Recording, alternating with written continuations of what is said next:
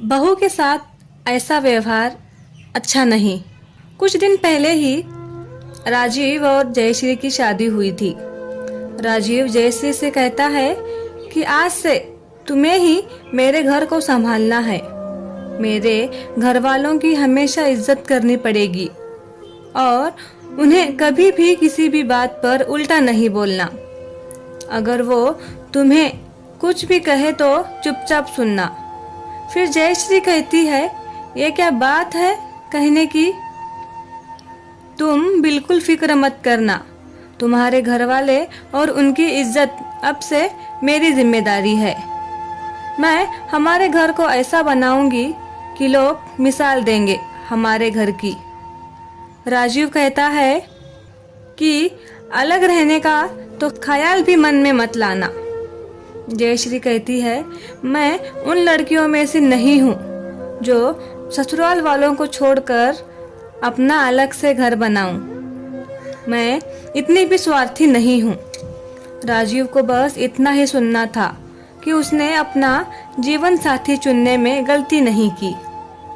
राजीव के घर में उसकी मम्मी पापा और एक बड़ी बहन थी जिसकी अब तक शादी नहीं हुई थी। जयश्री घर में सबसे अच्छे से रहती, सबकी बहुत इज्जत भी करती थी। जयश्री एक पढ़ी लिखी लड़की थी। उसे घर के काम नहीं आते थे क्योंकि उसके घर में काम करने के लिए नौकर थे और राजीव के यहाँ एक भी नौकर नहीं था। पहले घर का सारा काम राजीव की बहन किया करती थी। जब से जयश्री आई उसे को घर का सारा काम करना पड़ता। जयश्री से काम करते समय बहुत सारी गलतियां होती थी, फिर भी वो घर का सारा काम करती। एक दिन ससुर जी ने कहा कि बहू, तुमने आज पालक पनीर बहुत स्वादिष्ट बनाई है, मज़ा आ गया खाने में। सास को भी खाना पसंद आया, लेकिन उन्होंने कुछ कहा नहीं। उन्हें अपने पति को बहू की तारीफ करता देख मुंह फुला लिया और कहने लगी कि मेरे बनाए हुए खाने की कभी भी तारीफ नहीं की। रविवार का दिन था, राजीव को छुट्टी थी, इसलिए उसने जयश्री को लेकर बाहर घूमने चला गया। जयश्री घर का सारा काम करके चली गई थी, फिर भी सास और ननद के चेहरे पर 12 बज गए थे। बहन कहने लगी कि पहले तो भाई मेरी हर छोटी बड़ी ज़रूरत को पूरा करता था, मुझे बाहर घुमाने शॉपिंग कराने ले जाता था। इस बार तो उसने एक बार भी नहीं पूछा कि तुम भी साथ में चलोगी क्या। अब वो कैसे पूछेगा, अब उसकी बीवी जो आ गई है। शाम के वक्त दोनों माँ बेटी चाय पीते हुए अपने बहू के बारे में बातें कर रही थी।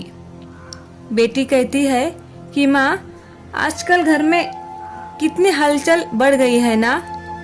पहले तो घर में कितनी शांति रहती थी, चुटकी बजाते ही घर का सारा काम होता था।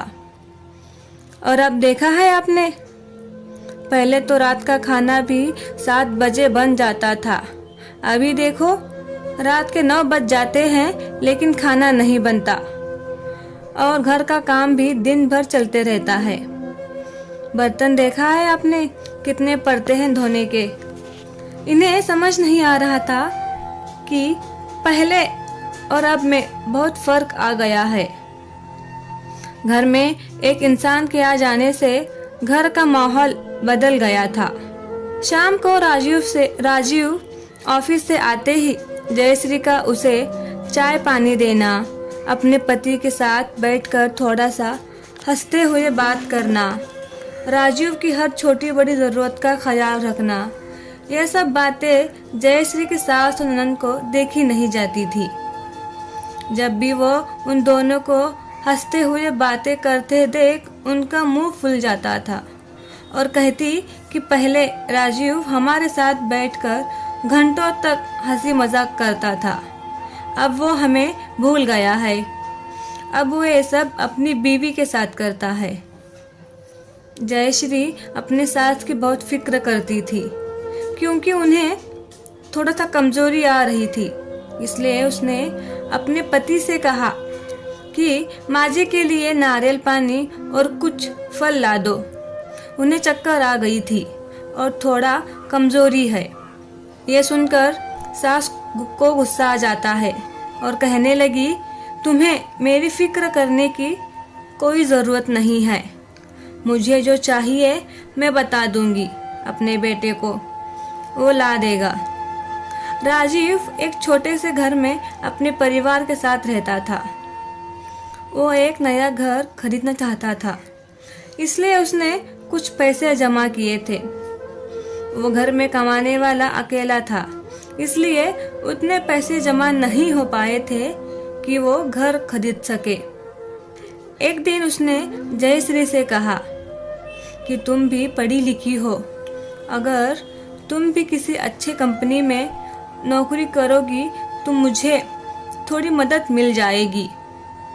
दीदी इतनी पढ़ी लिखी नहीं है कि वो जॉब कर पाएं। अगर हम दोनों मिलकर कमाएंगे तो हम नया घर जल्दी ले पाएंगे। जयश्री भी कहती है, हाँ क्यों नहीं, अगर मेरे काम करने से आपको मदद मिल जाएगी तो मैं ज़रूर जॉब करूँगी। फिर कुछ दिन बाद जयश्री को भी एक अच्छे कंपनी में जॉब मिल जाती है। जयश्री का नौकरी करना उसके सास ननद को अच्छा नहीं लगता और कहने लगती है कि ये नौकरी पर जाएगी तो घर का काम कौन करेगा। हालांकि जयश्री घर का सारा काम करके जाती थी और आने के बाद भी रात का खाना और बाकी काम भी करती थी।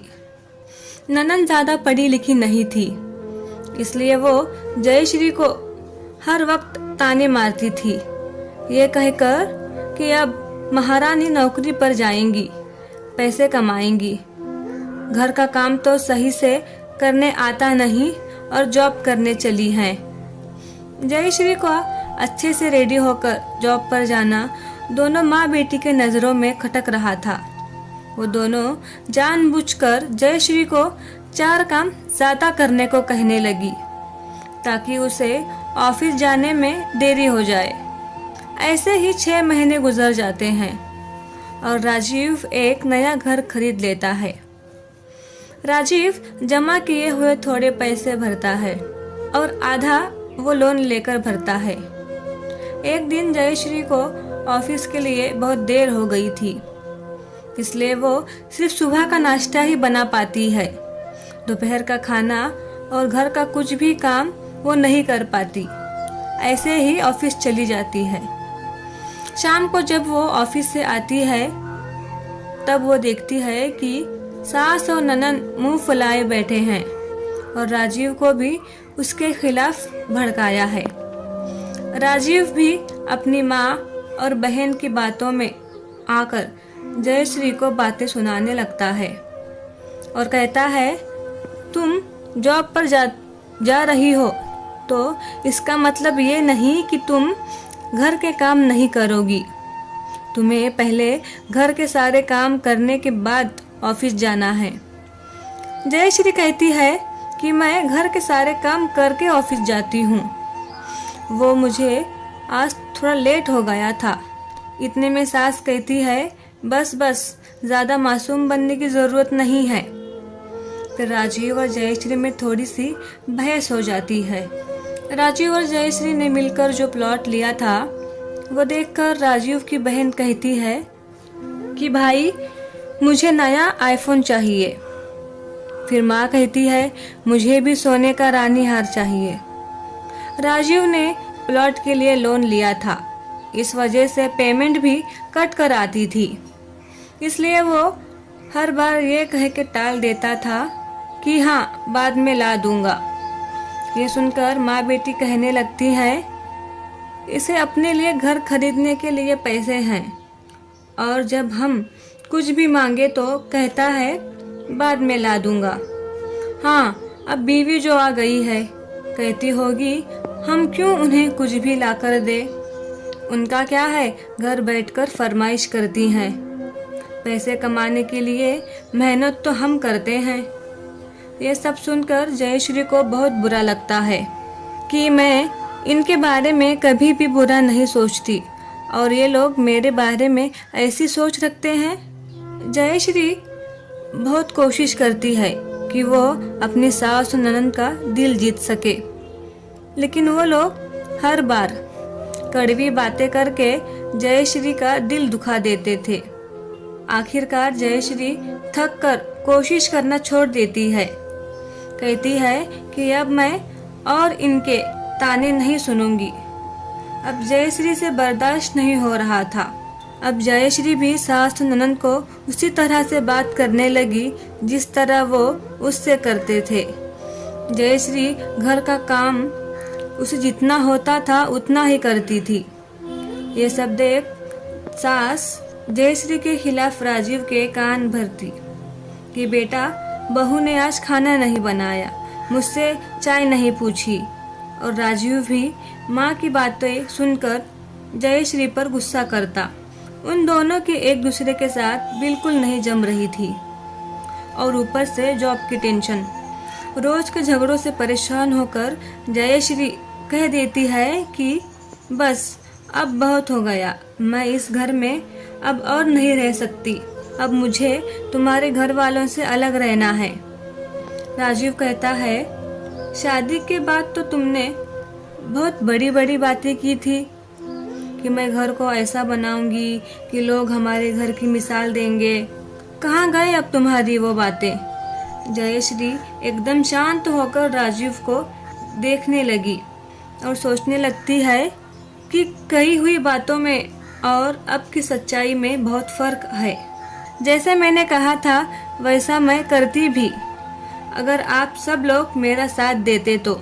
जयश्री कही हुई बातों और अब की हालात में फंस गई थी और उसने राजीव की बात सुनकर अपनी कही हुई बातों पर टिके रहने का फैसला कर लेती है। दोस्तों, कहानी अगर पसंद आए तो लाइक करें और कहानी के बारे में सुझाव देने के लिए कमेंट करें। मुझे सपोर्ट करने के लिए मेरे चैनल को ज़रूर सब्सक्राइब करें।